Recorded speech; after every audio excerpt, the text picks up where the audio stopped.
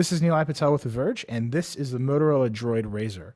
It's not only the thinnest 4G LTE phone on the market, it's the thinnest smartphone on the market at just 0.28 inches thick. Motorola made that happen with a stainless steel frame inside and a Kevlar backplate. It's really light, but it's also really strong, and there's no flex at all. You can tell on your hand that it's a pretty sturdy device. Design-wise, you can see it follows right in line from the Droid X2 and Droid Bionic. There's the classic Motorola hump at the top with the camera elements, but it is very thin. It's just not that small. It's about as big as the Samsung Galaxy S2 on Sprint, which is also a 4G device. The S2 is a little bit thicker, but it has a bigger screen, 4.5 inches versus the 4.3 inches on the RAZR. The RAZR's 4.3-inch screen and the huge bezel around it makes it hard to use one-handed. Compared to the iPhone, it's a giant monster. The RAZR uses the industry's first QHD Super AMOLED display, but it's not as good in practice as it is on paper.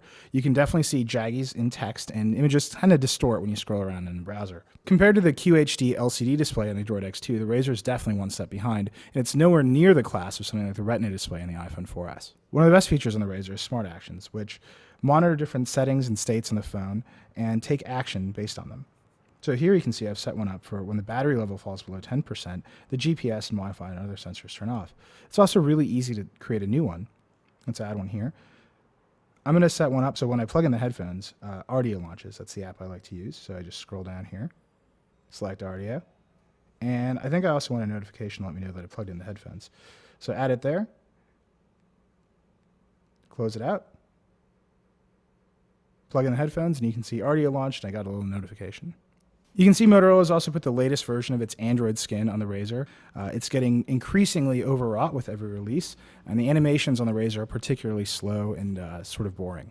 While the Droid RAZR is an impressive piece of hardware engineering, with smartphones it's really the software that counts. And so I'd wait for the Samsung Galaxy Nexus, which will ship with Android 4.0 Ice Cream Sandwich and arrive on Verizon in probably the coming weeks.